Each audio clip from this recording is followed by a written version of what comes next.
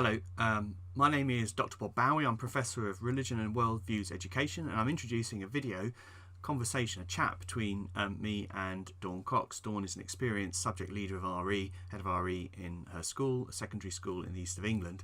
And we're talking about hermeneutics and texts and teachers, which is something that I've been doing some work in, and something that Dawn had a lot of questions she wanted to ask me about. Dawn is not only an experienced teacher in her school, but is also very active in the National Network for RE, a common speaker at conferences with some really interesting ideas about the subject. So I was really delighted that she put in the time and effort to come and have a chat and to ask me some questions about the ideas that I've been working on.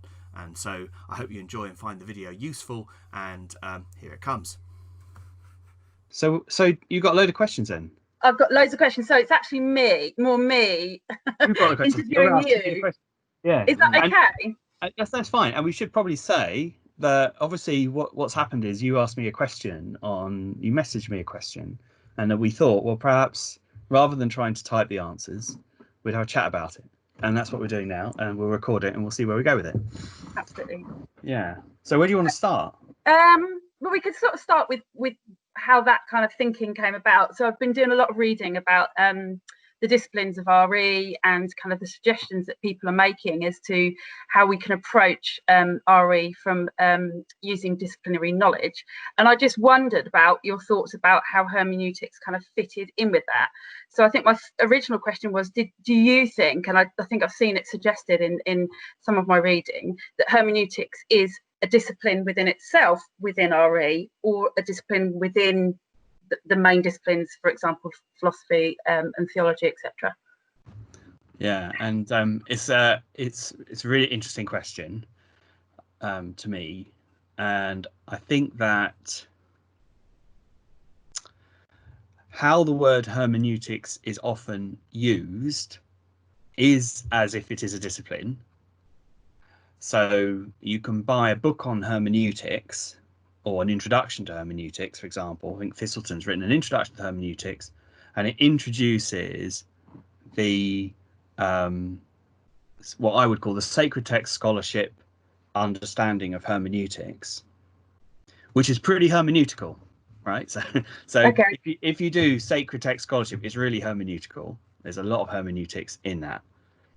But strictly speaking, hermeneutics, I mean, there's quite a nice sort of definition of it as it's a theory of meaning. So actually lots of like every discipline has a theory of meaning within it. In fact, a lot of disciplines have subgroups. So if you were to go into social sciences and work in education research, and a lot of it is social science actually, so I've got colleagues who are quantitative specialists who do kind of big data analysis, so stats. They're really interested in statistics. They're really interested in large survey responses, and they apply techniques to kind of construct meaning out of that. They make meaningful sort of now that's one area of the social sciences, and that's one, if you like, hermeneutics. So you can use hermeneutics in that way. Just the way in which you make sense of things in that area, the way of making sense. But of course, an ethnographer who goes in and interviews someone and listens to them very deeply has a different. Well, you know, I mean, I remember once hearing a really interesting study of someone who had done their thesis, and they won an award. And I'm afraid it's a long time ago, and I can't remember who wrote it. And it was a study of migrant labour on tankers, right? So people who went, you know, so migrant labourers who were on in the merchant navy, and she lived on a super tanker or a huge ship for like a year or something, listening and spending time with this crew. Now that the sort of method of making sense of meaning through that tool, through that way, is very, very different from the big numbers stuff. So what you get within a category like social sciences is you get a few disciplines. Actually, there's several of them. Psychological theory is a whole different zone, and within them they have a way of making sense of things. So we can say that all disciplines have some hermeneutic about them, some way of making sense of things. Okay. That is always present. And that's like a general use of the word hermeneutic. But there is something quite interesting about how hermeneutics operates in the sacred text space, because that's closer to the philosophical side of hermeneutics, so if you like, the philosophy of language that hermeneutics is bound up with. And you've got some really obvious connections that are going on, particularly in the 20th century, because you have Gadamer and you have Thistleton, and you have a whole family of thinkers around that, some of whom are philosophers, some of whom are theologians. And so text is quite an interesting place to go. But I could pull out, I can never do it because I can never find it when I'm live talking, but I've got in my bookcase over there an introduction to art. And it's a like a drawing, and it's a drawing book on how to draw. And you read the first chapter, the introduction, and you could say, well, that could have appeared in a philosophy textbook, or it could have appeared in a sacred text introduction, because it's really talking about interpretation, and it's like, and so art is, of course, interpretation is massive in art. So one of the things we've got to be a bit careful is understanding that when we're using the word hermeneutics, how are we specifically using it? Within what context? If by hermeneutics we mean sacred text scholarship, well, sacred text scholarship is a discipline. It is a discipline, and you know, okay, it's got fuzzy boundaries. Most disciplines do, and we could mean that when we say hermeneutics, but actually hermeneutics is more. Well, David Aldridge in a conversation said it's like a movement. You find it all over the place, because you always find ways of making meaning in places. Okay. I'm just going to get my phone because I want to show you a picture. I thought of an analogy when I was thinking about this earlier. I'm just going to try and show you the picture. I don't know how well you're going to be able to see this. So I was thinking about the disciplines being like lenses, how you study different aspects. And then I thought, well, okay, let's see if we can actually see this. Can you see? Yeah. That's magnifying glass. You got a magnifying glass. But in the corner of this magnifying glass is a little kind of extra lens which can give you extra depth, and I wonder whether hermeneutics is a little bit like that. So within the lens of philosophy, hermeneutics is this kind of extra little lens in the corner which just gives you this ability to look in a certain way. I didn't know if that was a good analogy or not. So there's I've got an example of that which I've used in something else I'm writing at the moment. Okay. Which is, if you were, so let's say, and this is a kind of sacred texty example of, I think, what you're talking about. Okay. So if you imagine there are three, and it's using something people might be a little bit familiar with, but maybe in the way I'm telling it, it'll be a bit different. So if you imagine there are three lessons that are taking place simultaneously, and they're all in one school, and they're all having an RE lesson, and teacher class one, the title when they walked in is the story of the lost son. Okay, so the story of the lost son is what their lesson title is, and then they do this lesson that's all about sin and redemption, and you know, that sort of thing. That's what they get. And then in the next classroom along, they go in. The other class went in, and they had the story of the forgiving father. Right, so the story of the forgiving father was on the board, and so they did a lesson that was all about God's the quality of forgiveness that is associated with God in a way that was extraordinary to imagine. Right, okay, so there's a slightly different story, you know, slightly different story. And then in the third classroom, they went in, and the teacher's written on the board. Okay, so how do Christians make sense of? And it gave a kind of snapshot of the reference from the Bible, which I've forgotten out of hand. But anyway, how do Christians make sense of this, or how do they find meanings in this, or like another way of thinking about it? What in what ways is this? Do people find meaning and significance in this story? Now, if you then had those three classes meet at the end of their lessons at break time, and they compared what they were doing. There might be the class one and class two might first of all sort of get into I mean, you know, if you imagine this, they might have a sort of sense of, well, hang on a minute, no, you're all this stuff about God. It was all this stuff about this guy made the wrong decisions and then in the end made the right decision. No, it was the other class two say no, it was of course it was actually an analogy of the idea of that God has more forgiveness, and is well, you can always come back to God. Okay, so and then the third class are watching this debate thinking, oh yeah, we had a conversation about those different ways in which you can make sense of a text.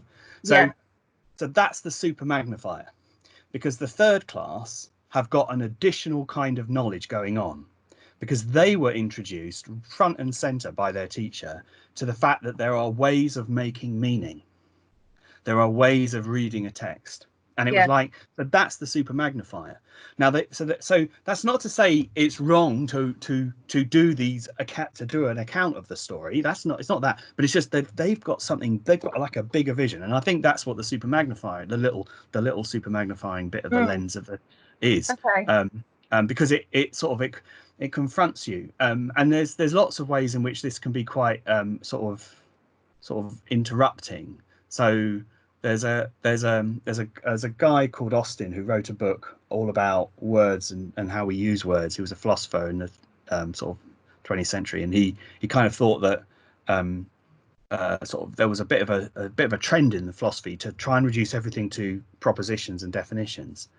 And he was just interested in the way language is often not about definition. So when you say something like "I do," when you happen to be standing in front of an altar with someone next to you, that the some description of that is not a definition, because there's like a will and a promise, and there's like a going forward, and then it's also a coming together of something. So the language has a meaning which is not simply a definition. It means something much bigger. And so there's this idea that, you know, when you use language can operate in these different ways.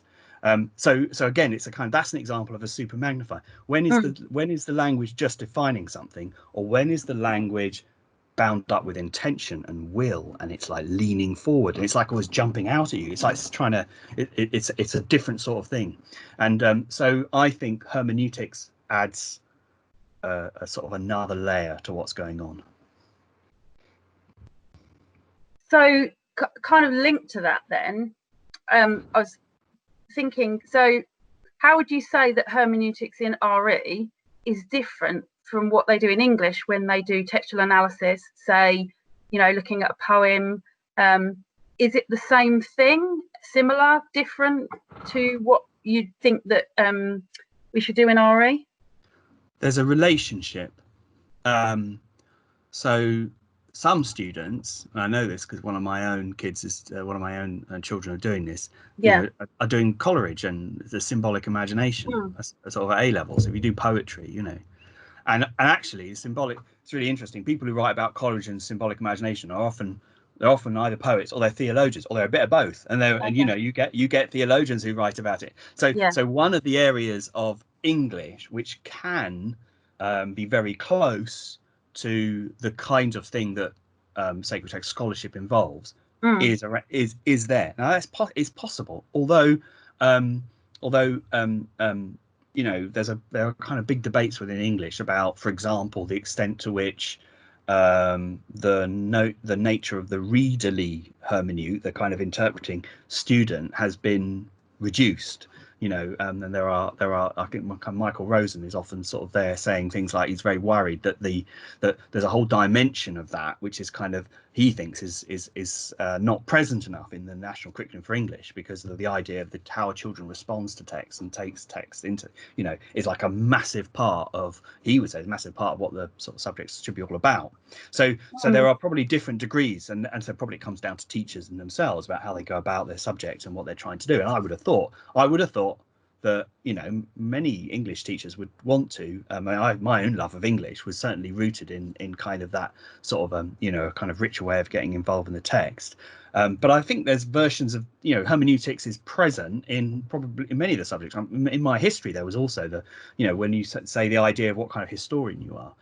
The question I think that sort of is slightly more specific for our subject area is that we're quite interested in things that things that people find specifically meaningful and significant in deep ways that lead to courses of life being shaped by it. So we're really interested in that. We're particularly interested in these connections between the immediate world around us and something greater, whether that's ethically because we have ideals of truth that are beyond our immediate surroundings, or whether that's really ground in ideas of being connected in some way, either to each other or to something divine or something noumenal, which is obviously a really kind of powerful thing. So then language of things right in front of you connects to languages of, that connect you to things that are beyond what you can see. And that, so therefore we have a kind of super interest in that area, that because it's liturgy, worship, all these sorts of areas are kind of, they're all in that sort of zone. And I suppose I think therefore sort of and we're also particularly interested in how over time communities have developed practices of making sense of things. So there's another thing which is about the relationship between the individual and the community. And when we talk about things that we might call traditions or communities of faith, or they have ways of reading, and we're interested in how communities of faith develop ways of reading. We're interested in those community organizations and the conversation that goes on between individuals and communities. So we have special interests in aspects of the hermeneutic that we should be more interested in because of the kinds of things that we're interested in our subject. So it sort of leads on from this. How do we make sure that if we are using this in lessons that it doesn't turn into, you can say everything and anything about a text because that's what a child can see it might mean? Do you see what I mean? So how do we kind of prevent that kind of, I know there's discussions, in the art world, well, I've interpreted it to mean this and therefore it can mean this. Yeah. How can we ensure that actually it doesn't just become everything and anything that a child says, and actually it's not just an opportunity to hear what everyone thinks about the text. It's actually, kind of based on knowledge, and that they're going to take something away from it other than we've all got different opinions. Yeah. So, and I think so that question is a great question which should be front and center, because the question of finding what I mean by that is if you read books on like hermeneutics and sacred text, they always confront that issue. It's there. Okay. So it's an area of debate. So how do we get to the fact that how do we get to settled understandings, and then what happens when you have a revision of an understanding? So you can so you have communities that reach settled understandings on how they live with a set of meanings around what they see in a text, but then there can be moments of revolution and change. Now, I mean, actually, within the Christian tradition, sometimes that in itself is reflected in theological ideas. So you have the idea of a text that reveals things now. So a recognition that part of the concept of revelation is that revelation is not something that happened a long time ago and has finished. Revelation is an ongoing engagement. So new things can be seen when you have new experiences. So you get the part, and you could say, well, when you see liberationist accounts of scripture or feminist accounts of scripture, what you're seeing are kind of revolutions of insight and new understandings. I mean, there was another classic example which had made a big difference into the way the liturgy was shaped within the Catholic Christian tradition, was when after Vatican II, in the Easter service, there is this account of the crowd accusing when they shout crucify him, okay, in the last week of Jesus' life, and there's this moment. Now that's reenacted in a lot of services. In other words, there are people take on different voices, and the voice of the crowd is the voice of the congregation. And so there was a kind of a theological move to make the accusation, crucify him, an owned aspect of our humanity now, as opposed to a way of seeing it as being something the Jews did, those people over there. Now, so there you see so you see revolutions of insight happening, and then you see that within that particular faith community, that insight then gets built into its ritual and it's a celebration. And at this point, which is sort of like super holy, if you like, it's the last week, it's the big busiest sort of religious week of the Christian year, and suddenly the people in the congregation are taking ownership of being the really bad people, the crucifiers. They're crucifying, they're kind of encouraged, i.e. it's a sort of saying something about sinfulness. Now, so you get these moments where there is change, but you still get the notion of a settled understanding. So the question is not that you don't allow new insight, because if you say, well, there can't be any new insight, then you can't have revelation. You can't, or rather, revelation is finished. We've got it all sorted. We know everything. Well, actually, there's no moment of history where there wasn't a kind of people thinking about and engaging with their new circumstance. Just the fact that the world changes around us, presents us with a new context, a new situation. We have to work it out again. We've all gone through that. In recent weeks. But then you've got exactly as the question you say. Does that mean it can mean anything? And that is a kind of eternal problem. You call it. Some will say it's the death of the author problem. In other words, it's like there is nothing from what has gone before in what we say is meaningful that can survive. It could be anything at all. But then you've got these other interesting things. I mean, and if you look, I quite like reading cognitive linguistics these days, and which is a sort of little obscure area of mine, about metaphors, about actually that metaphors, you can find some metaphors that we use in our language across very, very different cultural forms, where there are interesting commonalities, and there are interesting patterns that seem to be in some way universal.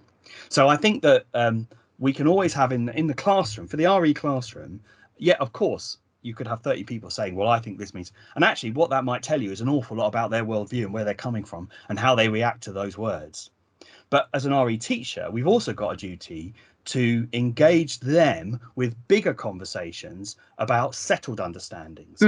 If we never did that, if we didn't do that, then in a sense they've got nothing to engage with and react to or build on. Either in aspects of commonality or aspects of complete difference. So if we don't try and understand kind of settled understandings as they operate within a faith community, then we're kind of missing that. And if we don't teach children about the fact that communities themselves go through motions of change as they experience new change, then again we're not helping, because what will happen with us, well, we know what happens with us.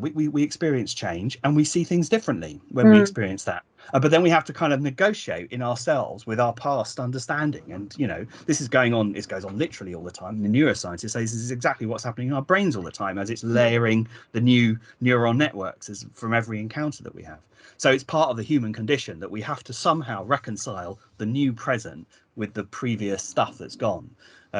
So I would say that's why you mustn't just, that's why you can't look, you shouldn't be looking exclusively one way or exclusively the other way on that. You shouldn't be just teaching people settled understandings and never letting space for the encounter with where people are coming from, because then the classroom isn't very hermeneutical. It's not a hermeneutical space. It's not a kind of like but equally you shouldn't be just saying, well, here are some words, let's see what we think they mean, because then we will have no sense of the fact that, well, it might be that there are ideas that could have been around for millennia. In fact, they have been around for millennia, and they have been shaping human beings for millennia, and they may have shaped us in the background in the way they've shaped culture, for millennia. There are certainly a lot of psychologists who think metaphors are kind of, in that sense, a bit transcendental. When they're wrestling with universal concepts, they sort of affect us over millennia. Maybe even they have shaped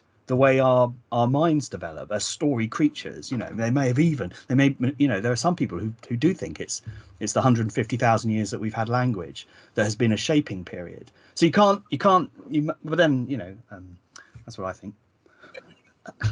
I'm just thinking kind of practically what that might look like.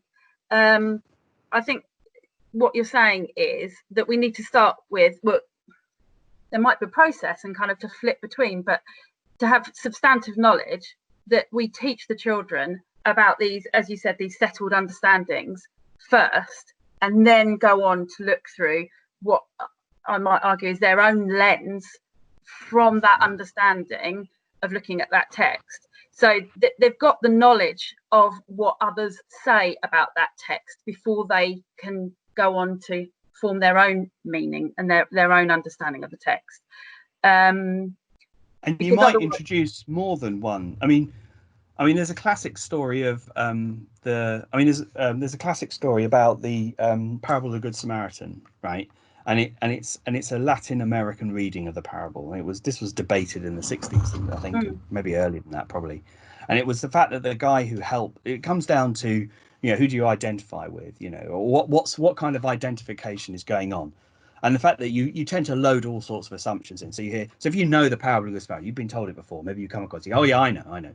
They're the baddies who walk along the other side of the street, and there's the goodie who comes and helps. And we're supposed to be like the goodie who comes and helps. And the goodie is sort of a Jesus character, the goodie, right? Okay, so we should be. And then you say, well, and then it's interesting when you look at the story, because the goodie's got money, because the Samaritan has got cash, because he leaves money with the innkeeper to look after. So that's attracted quite a lot of attention, because the goodie is also someone who hasn't just been beaten up, So if it's a moral message that we're supposed to be like the goodie, what happens if we feel beaten up? And one of the debates from poor Christian communities in the 1960s and in South America was there was a lot of a sense of being beaten up. Things were not good in those South American countries in that time. And if you're in a sense of feeling beaten up, you're kind of thinking, well, I don't really feel like the super Samaritan, thanks very much. I kind of feel like I need to be saved, thanks. I might feel like that, but I don't feel so. So there's a sort of that's really interesting, because what that shows now. There's a sort of bit of a debate within the Christian tradition about whether we think meanings are open or closed, whether they've been defined and fixed, and there's only one understanding. No, you've got the wrong understanding.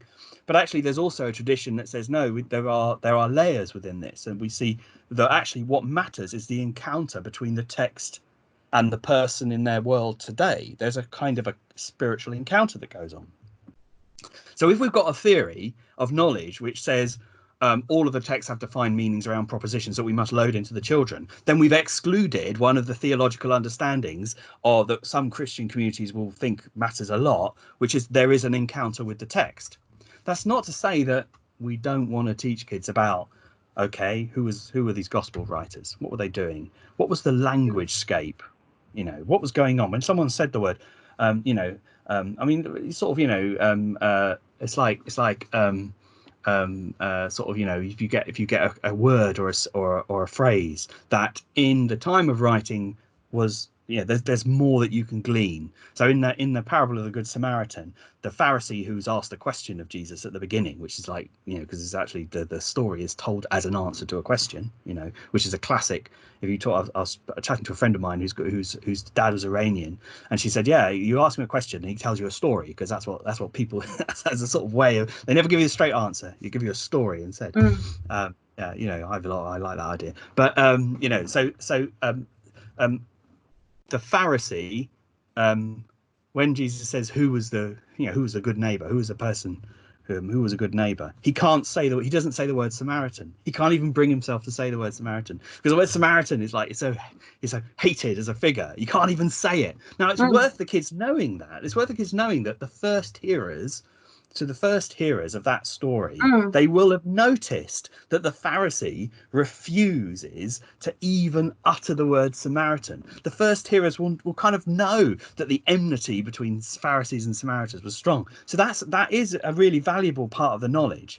But it would be a mistake to rule out the encounter. I mean, that's what I think the personal worldview thing is all about. It's about the fact that there is then another encounter. The other analogy I sometimes tell is so I was watching a lesson, and I've talked about this before, and it was on Martin Luther King. And Martin Luther King is giving that great speech, which we know, and the civil rights movement speech. But the language he's talking about is also about Moses, because he talks about the promised land. So what's Martin Luther King in the 20th century doing, talking about this character, this mythic character of Moses, and what he's kind of doing is exactly what Ezra did in Babylon when Ezra told the story of Moses. Because when Ezra who is like Ezra is this person who collates or sort of draws together the Hebrew Bible. Some people say he's like the inventor of the portable Bible, portable religion. Ezra invents portable religion because the Jews are in Babylon. They're no longer at the temple, so they can't.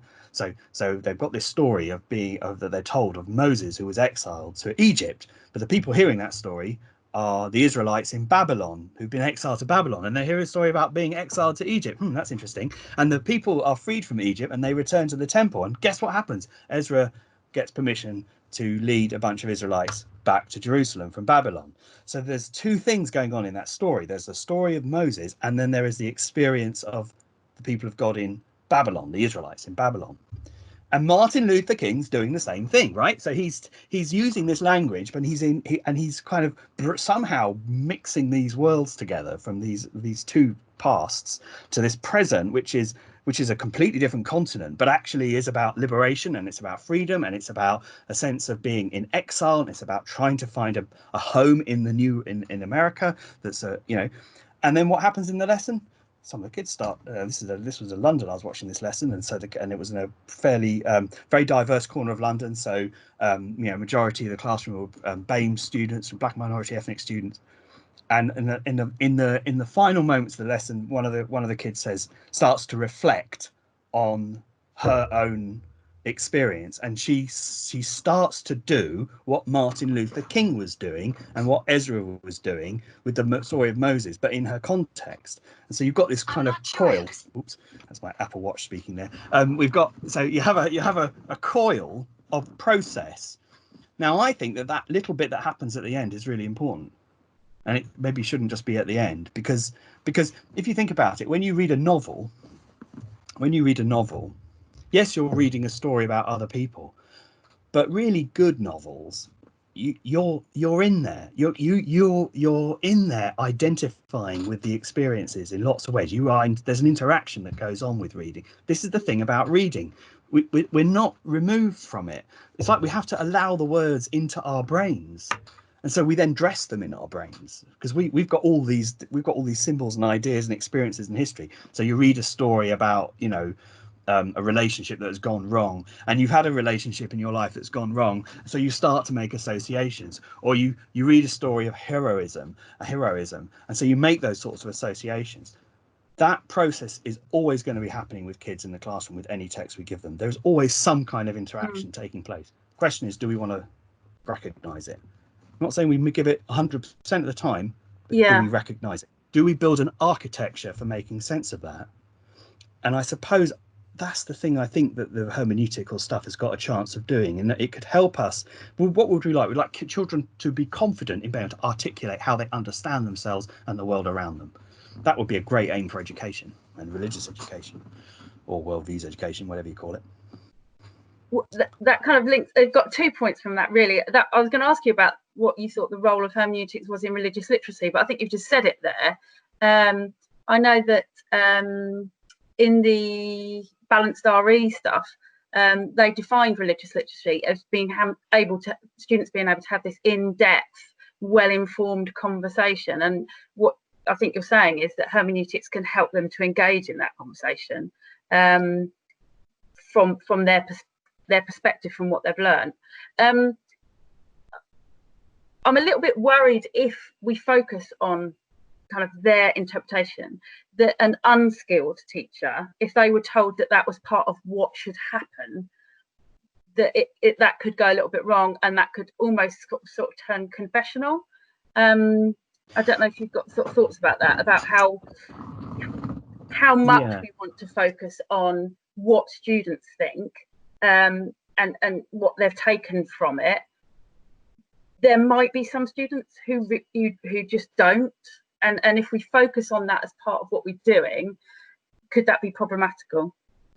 So I mean, there's a lot in that I think is very sensible. So I think the first thing is that you'll use the word focus, and focusing on a student response. I actually think that it's very important that we do introduce students to settled understandings that have developed, and that we introduce them to the way in which understandings are shaped within different faith communities, so that they kind of understand the grammar, not just the words. They understand a bit of the grammar. They have some insight of the grammar as well as the vocab, if we're using a kind of modern language, so that they can speak that language a bit.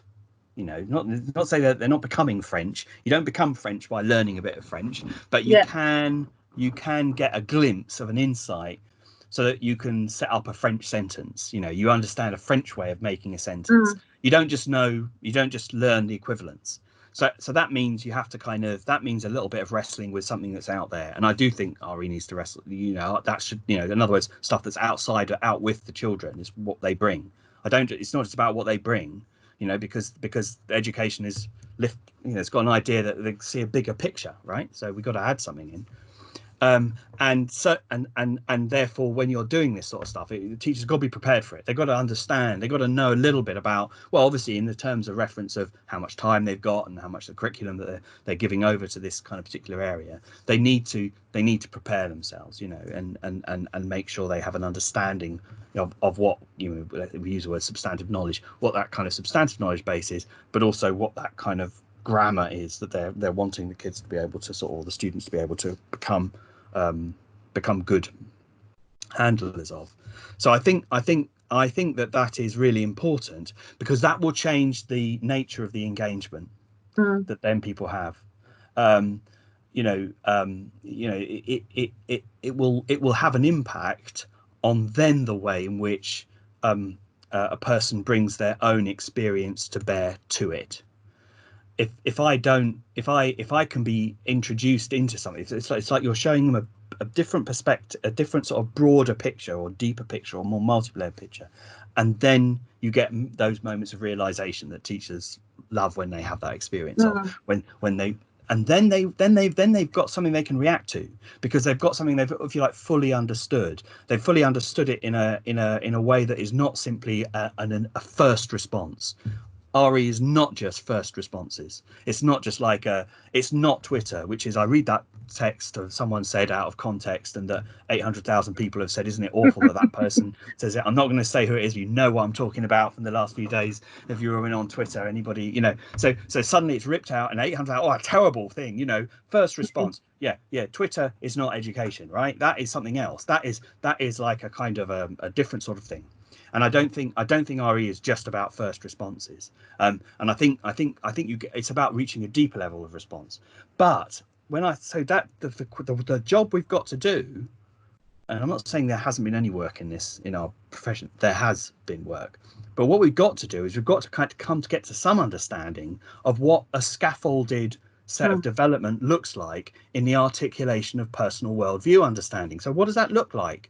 You know, and we've not done that. I mean, there have been times when people have focused, there have been movements, and there have been, you know, there are examples of sort of pop-up textbooks that really try and kind of have really tried to support a sort of, if you like, self-authoring, a sort of a voice, the development of a pupil voice that is able to translate and make sense of experience and express idea and belief and understand the language in which worldview is formed in their own upbringing. But it's not something that we prioritize. I don't think actually we prioritized it in education, full stop, let alone in a particular subject. And I do think that is something that, if we give a bit more to, you know, the idea that children should leave RE with some sense of set of building blocks for the articulation of their own worldview, and how they then interrelate that to other things. Well, that would be a great value. And so I'm sort of saying it is not just the first response. But it requires us to do some work, and we might need to go back and look at some stuff that perhaps hasn't been noticed. You know, there's always that.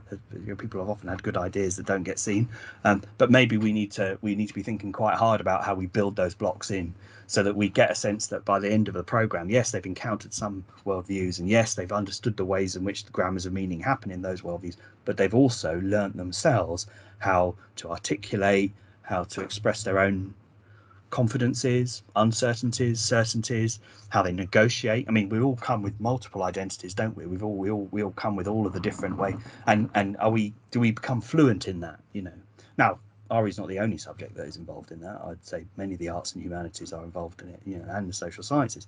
But I think RE has an important role to play because we're interested in things people commit to. I think what you're describing is going to take quite a very skilled teacher to be able to do it, you know, consistently well. And I think, you know, I've not had when I was trained, we didn't look at this sort of thing. And so one of the things I wanted to ask you about, well, what next? How do we get teachers, including myself, to be in a stage where we are more confident to be able to actually engage with this, so that we can kind of do it well, I guess. And what might that look like, you know, at primary level, secondary level, key stage 5? Is it a kind of a gradual process? You know, I've seen things where resources that people have made for looking at the disciplines, so like the RE searches kind of thing, where, you know, trying to get primary students engaged in the kind of looking through these lenses. Does the same thing need to happen with hermeneutics to try and give teachers kind of a little bit of structure, I guess, as to how they could approach it, what they could do? Because otherwise, I think teachers will struggle without some sort of foundations, I guess. Yeah, I mean, the sort of, I mean, I think actually, there's See the Story. I can't remember her name. There's one of the researchers is quite a story narratival person. So there is a bit of a hermeneutics within that pattern. Okay, so I don't think this is kind of completely new. And I think that so that's one thing to say. I think there's always a really big question about the way we prepare people for teaching, and the million things that you don't get prepared for that you then have to deal with on day one, right? Yeah. And actually, you know, maybe not now, maybe not in right now as we're talking, but, you know, there is a space to have a much bigger conversation that would say, if you were to look at how the different parts of the world prepare people for teaching, you see some really interesting differences. And you see different approaches to, you know, how long people spend in preparation for teaching and how that works. And in fact, we've evolved our idea of even, you know, we've now got a 3-year kind of concept of the sort of which we didn't have before. We had a 1 year. We had a kind of like, you do it and then bang, done, stamped, off you go, finished. Yeah. You know, so there's a bit of fluidity going on there. I think that there is a question for RE which is all about how settled it can be about having a settled understanding of itself and of what it wants to emphasize. And that relates to the way curriculum is structured and how much diversity there is in the disciplines that get foregrounded. That's a really difficult question as well, because we have a highly, you know, pluralized curriculum environment. So some like that, and something that's really good. But when you pluralize both the substantive content and the disciplinary content, then there's a question about how do you get continuity. That's quite a difficult one to answer. But if we step back and say, what are we hoping for young people to leave school with, and what do we want them to be setting out on in the world? So what's more important with getting a sense of how they themselves are making sense of what's meaningful in the world around them? I mean, I'm not saying there isn't anything that's more important than that, but it's got to be one of the big ones, right? You could say that it's an ambition of the whole curriculum. In fact, it's definitely an ambition for the whole, especially if you believe in that broad and balanced curriculum, that we equip students with a set of skills and a set of knowledges and understandings that build together to be able to draw upon different sorts of capabilities to interpret the world around them, to read what's going on, to have insight into that and also into themselves. So you could say that is a hermeneutical ambition of the curriculum, full stop. It's not just learning things in and of themselves. They are also learning things that will give them ways of making meaning. And I think RE has to be in that. For teachers, start with baby steps. Start with thinking about the question you ask. Do you ask the question, what does this mean? Or do you say, what meanings might this have? Let's look at two different how two different Christian communities interpret this. So we've already introduced the fact that there is a process of interpretation into a single lesson. There are things you can do just in the phrasing, just in the how do you describe a text? Do you say this is let's see what the Bible says? A bit like, shall we see, let's see what science says? There's a lot of that. What does the science say? Or do we say let's just have a look at what the author of the Gospel of John says? So there's sort of, well, suddenly we've introduced, oh, there's an author. There was an author, and there was something called a gospel, and then there is some text. So actually in one lesson, I've seen one lessons where there's a sort of kind of how the teacher has asked the question, and so I obviously we can have a big ambition for a rich and full and complete, but I think you can do it in one lesson as well, and I think it requires a slightly different orientation. It would be really helpful if we had GCSE exams where this is a bit more structured, and part of that, that's a bit of a challenge. The way questions are structured at GCSE is a bit of an issue. It would be great if we could work out some common threads even within our plural curriculum, so that children in primary schools would be introduced to things, and we could be relatively settled about what they're introduced to, even if there's a bit of diversity,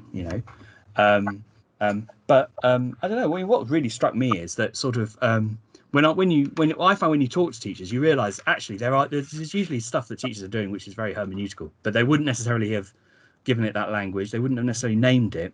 They might not have put it into a family of activities, like a kind of set, like a collection of different tasks or activities that we can label that. Well, maybe that's a start time. Okay, well let's label that stuff, and we'll say, okay, we're going to do something here that's about hermeneutics and meaning for a minute. We're going to focus on how meaning is made from this, and that's how you start when you're doing things. And then if it catches on, if you find it helpful and interesting, if it does good things in your classroom, then you're going to keep doing it, aren't you?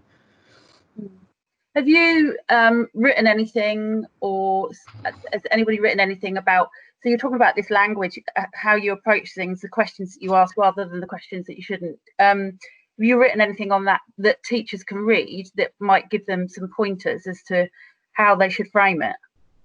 So, well, there are a couple of things that are coming along the lines, which will be available not too long. I have to be a bit cagey about some of them because I'm not allowed to say what they are yet, but there will be one or two. There will be a sales prompt. That's all right. That's okay. And obviously I occasionally write things in RE Today magazine, which kind of have suggestions and ideas. And so there was something in the current issue, I think it's the current issue, which people can have a look at, which is Text RE, which is a sort of shameless title just to attract attention. But anyway, there we go. A bit more texty.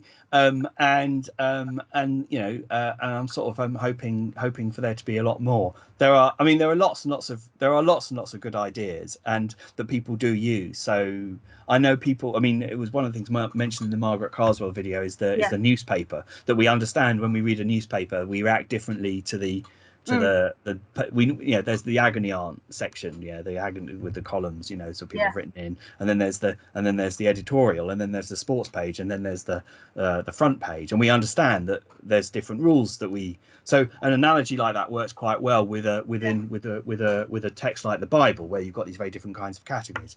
Now I know other people who use that metaphor, so there are teachers who teach and will include that within what they're doing, and so I think there are those examples out there, and I do occasionally write about them, but we need to write more of those examples into the sorts of resources we're putting into the hands of teachers. There are no shortages of those examples though. And my experience has been, so the classic example that sometimes gets mentioned that some people will have come across from Stephen Pett, which is, but some people have come across it from an article I wrote in Orange Today a few years ago. It's just dealing with the titles of something like, the prodigal son, or the forgiving father, or the two lost sons, or the lost son, or so the titles. So lessons on titles. Well, a lot of primary schools. I've run workshops with primary schools. where they've been really responsive to those kinds of ideas, and they've seen that they are paralleled with other sorts of things that they're doing with kids in primary school. So yeah, we definitely need to pull out more of these ideas and label them and understand that they are forming a bit of a lattice, and maybe even then plan them in a progressive way so that we could have a kind of curriculum that introduces people to those in a sort of scaffolded way that we might even start to see as being something called a discipline. Yeah, I think that's what teachers will want. We know that teachers, as with everyone, don't have much time, and having examples helps to see what they could do with whatever they're teaching.